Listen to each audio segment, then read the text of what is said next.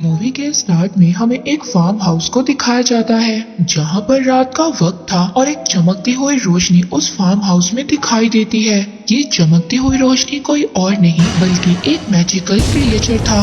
अब जब सुबह होती है तो फार्म का ऑनर ये देखता है कि उसके फार्म को किसी ने बर्बाद कर दिया है। अब उस ऑनर को बहुत ज्यादा गुस्सा आता है क्योंकि ये सब उस रोशनी की वजह से हुआ था। अब फार्म का ऑनर अपने तीनों बेटों को बुलाता है और कहता है कि अब तुम तीनों को इस फार्म की पहरेदारी करनी होगी। और यहीं पर हम ऑनर के सबसे छोटे बेटे जॉन को देखते हैं। जॉन को सभी निकम्मा समझते थे और उसके बड़े भाई भी उसकी अच्छाई का फायदा उठाते थे। जॉन के भाई उसको अकेले ही पहरेदारी करने का कहते हैं। जॉन भी इस काम के लिए मान जाता है और पहरेदारी के लिए अकेला ही तैयार हो जाता है। अब जब जॉन फार्म पर बैठा हुआ था तो अचानक से वहाँ पर उसको कुछ आवाज सुनाई देती है। वो अपने पीछे मुड़कर देखता है तो उसके पीछे एक व्हाइट कलर का घोड़ा खड़ा था। जॉन को अपनी आंखों पर यकीन नहीं होता कि उसने इतना बड़ा और सफेद कलर का घोड़ा देखा है। अब वो उस घोड़े को पकड़ने की कोशिश करता है। एक रस्सी वो घोड़े पर डाल देता है। अब वो घोड़ा तेजी से भागने लगता है मगर तभी जॉन उस रस्सी को पकड़ लेता है जिस वजह से जॉन भी उस घोड़े के साथ आगे चला जाता है। मगर जब घोड़ा थोड़ा सा आगे जाता है तो वो अनबैलेंस हो जाता है और दलदल में गिर जाता है। अब जॉन उस घोड़े की मदद करता है, उसको दलदल से बाहर निकाल लेता है। तभी जॉन देखता है कि उस घोड़े की आंखों में आंसू थे और ये देखकर जॉन उस घोड़े के लिए बहुत ही ज्यादा बुरा फील करता है। जॉन उस घोड़े से ये प्रॉमिस लेता है कि आइंदा वो घोड़ा उनके फार्म पर नहीं आएगा। जिसके बाद वो घोड़ा जॉन को शुक्रिया कहता है और वहाँ से चला जाता है। उसके बाद जॉन भी अपने घर आ जाता है। अब जॉन को दोबारा अपने फार्म से कुछ आवाजें आती हैं। जब जॉन वहाँ पर चेक करने जाता है तो वहाँ पर जाकर वो हैरान हो जाता है। वहाँ पर दो घोड़े बंधे हुए थे। अब इससे पहले जॉन वहाँ पर कुछ समझ पाता उसको एक आवाज बताती है कि ये तुम्हारे लिए एक गिफ्ट है। जॉन जब पीछे मुड़कर देखता है तो उसको एक छोटा घोड़ा नजर आता है जो कि उसको बताता है कि मेरा नाम फॉल है। असल में फॉल उस घोड़े का बेटा था जिसको जॉन ने रात को बचाया था। फॉल जॉन को बताता है कि मेरी मदर तुमसे बहुत ज्यादा खुश है इसीलिए उन्होंने तुम्हारे लिए ये गिफ्ट भेजा है। जॉन ये सुनकर काफी ज्यादा खुश हो जाता है। तभी जॉन को अपने फादर की आवाज आती है। अब जॉन जल्दी से बाहर आता है और अपने फादर को बाहर रखने की ही कोशिश करता है ताकि वो अंदर न चले जाएं। अब जॉन अपने फादर के जाने के बाद फॉल पर बैठ जाता है और फॉल बहुत ही तेजी से भागता है। उसकी स्पीड को देखकर जॉन बहुत ज्यादा हैरान हो जाता है। अब एक जगह पर पहुंचकर फॉल सीटी बजाता है। अब फॉल की सीटी को सुनकर स्टेबल में खड़े हुए दो घोड़े भी उनके पास आ जाते हैं। जॉन ये सोचता है कि वो इन घोड़ों को मार्केट में ले जाकर बेच देगा। जॉन उन घोड़ों को मार्केट में लेकर जाता है तो उन शानदार घोड़ों को लोग देखकर हैरान हो जाते हैं। किसी ने भी ऐसे शानदार घोड़े कभी नहीं देखे थे। यहाँ पर काफी ज्यादा लोग जॉन से घोड़ों को खरीदने की बात भी करते हैं। अब फॉल भी जॉन को ये कहता है कि वो ये दोनों घोड़े उस बूढ़े आदमी को बेच दे। मगर जॉन ये दोनों घोड़े किंग को ही बेचना चाहता था। जब किंग वहाँ पर आता है तो उसको भी ये दोनों घोड़े बहुत ज्यादा पसंद आते हैं। मगर किंग का मिनिस्टर उससे कहता है कि उसको ये दोनों घोड़े चोरी के लग रहे हैं। किंग इसी बात का फायदा उठाकर बगैर पैसों के जॉन से वो दोनों घोड़े ले लेता है। जॉन किंग से जो पैसों की बात करता है तो किंग उसको बगैर जवाब दिए वहाँ से चला जाता है। फॉल यहाँ पर जॉन को डांटता है और कहता है कि मैंने तुम्हें कहा था ये दोनों घोड़े उस बूढ़े आदमी को बेच दो। खैर फॉल जब जॉन को उदास देखता है तो वो दोबारा से सीटी बजाता है और वो दोनों घोड़े जॉन के पास आ जाते हैं। लेकिन उन दोनों घोड़ों की वजह से किंग की बग्गी पलट जाती है और वो आटे की बोरियों में गिर जाते हैं। अब किंग को इस बात से बहुत ज्यादा गुस्सा तो आता है मगर किंग चैम्बर की वजह से कुछ भी नहीं कहता और वो जॉन से इन घोड़ों की कीमत लगाने का कहता है। जॉन उन घोड़ों की बहुत ही ज्यादा कीमत लगाता है जिस पर किंग के लोग उसको सजेस्ट करते हैं कि वो जॉन को अपने पास ही काम करने के लिए रख ले क्योंकि जब जॉन यहाँ पर रहेगा तो किंग अपनी बेइज्जती का बदला भी ले सकते हैं। जॉन भी उनकी बात को एक्सेप्ट कर लेता है और वहाँ पर रहकर किंग के कामों को करने लगता है। अब किंग का असिस्टेंट किंग से कहता है क्यों ना हम जॉन से एक फिनिक्स बर्ड को बुलवाएं। वो एक फायर बर्ड था और उसको लाना बहुत ज्यादा मुश्किल था। अब किंग का असिस्टेंट ये कहता है कि उसको लाना बहुत मुश्किल है और जॉन उसको कभी भी ला नहीं सकेगा और तभी आप जॉन को मौत की सजा सुना देना। अब किंग को अपने असिस्टेंट का आइडिया बहुत अच्छा लगता है। किंग अब ये सब जॉन से कहता है। जॉन भी इस बात के लिए तैयार हो जाता है। अब फॉल को जब ये बात पता चलती है तो वो जॉन से कहता है कि ऐसा करना बहुत ही ज्यादा खतरनाक है,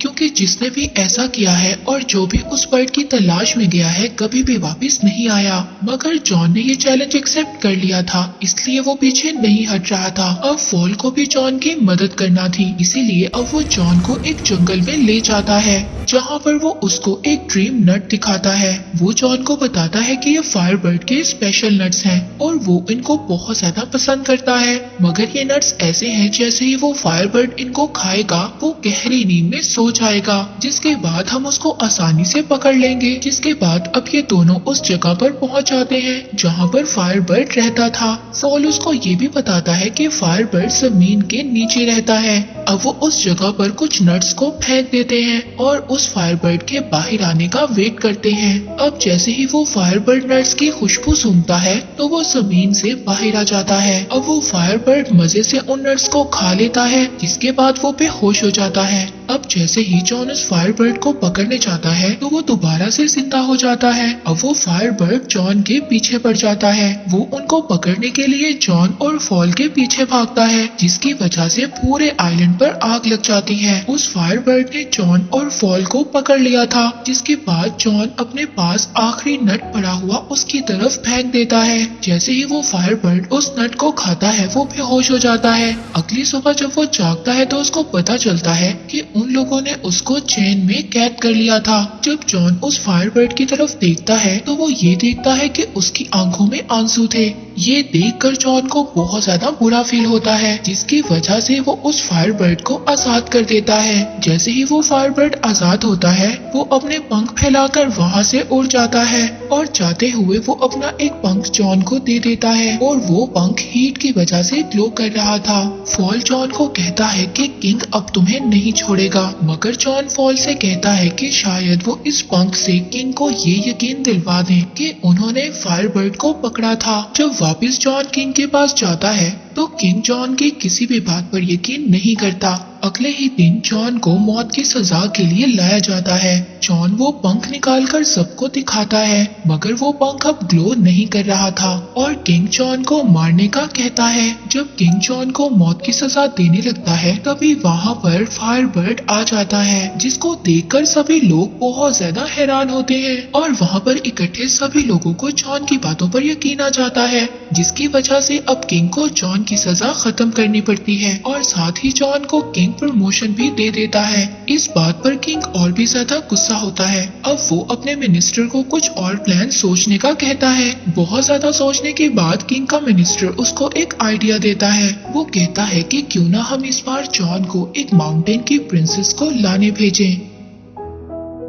पहले तो जॉन इस बात पर कामयाब नहीं होगा और अगर वो ऐसा कर लेता है तो इसमें आपका ही फायदा है। आप उस प्रिंसेस से शादी कर लेना, दोनों ही तरफ में आपका फायदा है। किंग को ये आइडिया बहुत ही ज्यादा पसंद आता है और वो जॉन को इस मिशन पर भेज देता है। अब जॉन उस सार्ड माउंटेन पर पहुंच जाता है जहां पर वो प्रिंसेस रहती थी। वो देखता है कि माउंटेन पर कैसल के अंदर जाने का रास्ता एक बहुत ही मोटी बर्फ से बना हुआ है, जिसको तोड़ना बहुत ही ज्यादा मुश्किल था। तभी अचानक से वहाँ पर फायर बर्ड का एक पंख उड़कर आता है और उस बर्फ की दीवार में लग जाता है, जिससे वो दीवार टूट जाती है, जिससे वहाँ पर एक पानी का सैलाब आ जाता है। फॉल उसमें बहकर नीचे गिर जाता है और एक स्नो बॉल की तरह माउंटेन से नीचे गिर जाता है। जॉन अब कैसल के अंदर जाता है। उसको वहाँ पर बहुत ज्यादा लड़कियाँ नजर आती हैं और वो सभी लड़कियाँ सो रही थी। अब उनमें से असल प्रिंसेस कौन सी थी ये जानना बहुत ही ज्यादा मुश्किल था। था, लेकिन उस फायर बर्ड का एक पंख आकर एक लड़की के पास गिर जाता है, जिससे कि जॉन ये बात समझ आता है कि वही लड़की प्रिंसेस है। जॉन उस लड़की की खूबसूरती को देखकर हैरान हो जाता है और उसको बताता है कि उसके किंग उससे शादी करना चाहते हैं। मगर वो लड़की जॉन से कहती है कि अगर तुम्हारे किंग इतने ही ज्यादा बहादुर होते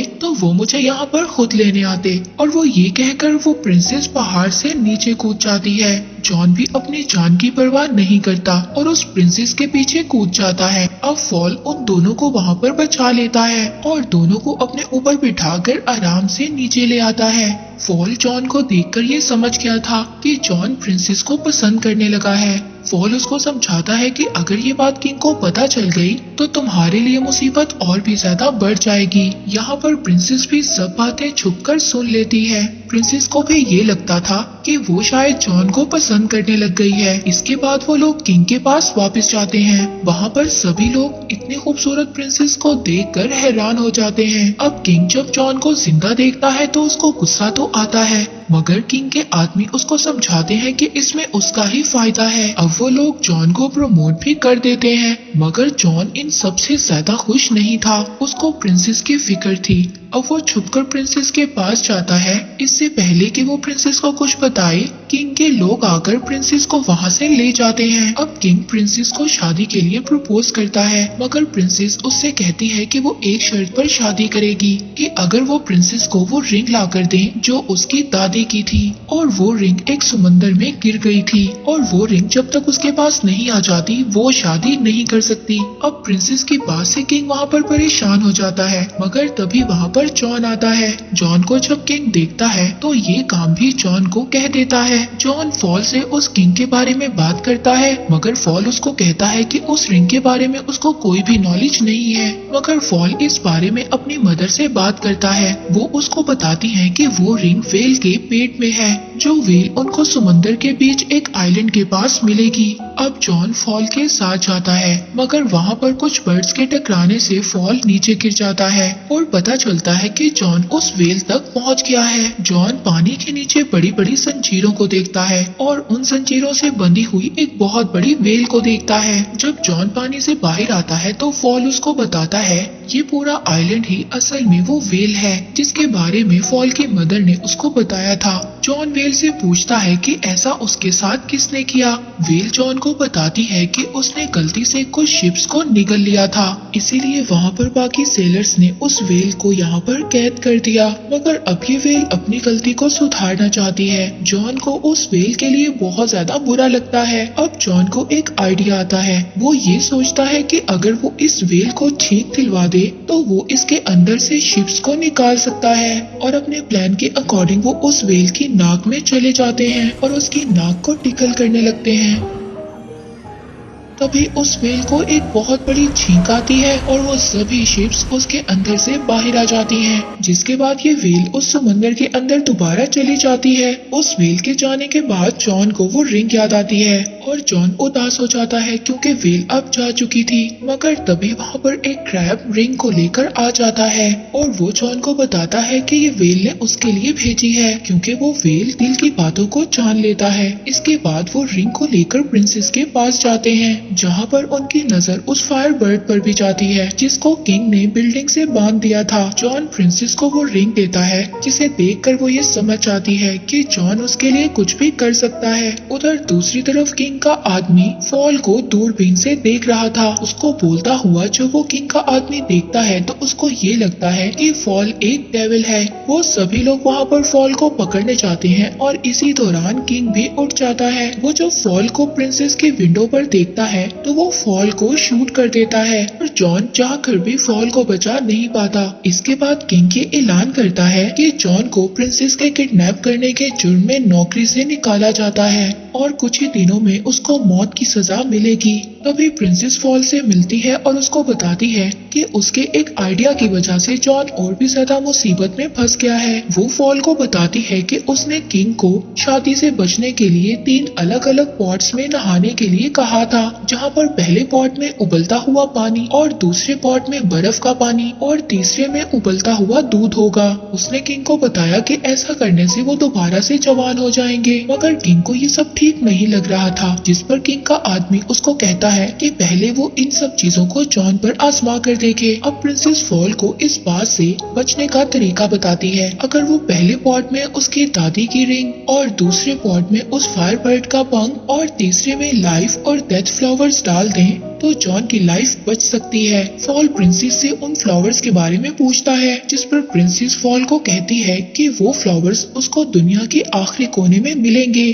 फॉल कहता है कि इन सब में तो बहुत ज्यादा वक्त लग जाएगा, लेकिन प्रिंसेस उसको कहती है कि तुम्हारी स्पीड से ये काम जल्दी हो जाएगा। अब फॉल इंजर्ड होने के बावजूद उन फ्लावर्स को लेने जाता है और अगली सुबह वो पॉट्स भी तैयार हो जाते हैं। और यहाँ पर किंग ये सोचता है कि यही सही वक्त है सबको ये बताने का कि वो कितना रहमदिल है। वो सबको ये बताता है कि ये प्रोसेस असल में जॉन को दिया हुआ दूसरा मौका है, क्योंकि वो अगर इन सब में कामयाब हो गया तो वो जॉन को आजाद कर देंगे। इसके बाद वो जॉन को उस पॉट में धकेल देता है और प्रिंसेस भी चुपके से अपनी रिंग उस पॉट में डाल देती है और उस रिंग के मैजिक से जॉन सही सलामत पहले पॉट से निकलकर दूसरे पॉट में गिर जाता है। ये सब देखकर वो फायर बर्ड चिल्लाने लगता है। उस फायर बर्ड की आवाज उस कैद हुए पंख तक पहुंच जाती है और वो वहां से निकलकर फौरन ही दूसरे पॉट में गिर जाता है, जिसके बाद जॉन तीसरे और फाइनल पॉट में गिरता है। प्रिंसेस फॉल के आने का इंतजार कर रही थी। दूसरी तरफ हम देखते हैं कि फॉल उस फ्लावर तक पहुंच गया था, लेकिन उस फ्लावर को तोड़ने से पहले फॉल को ये पता चलता है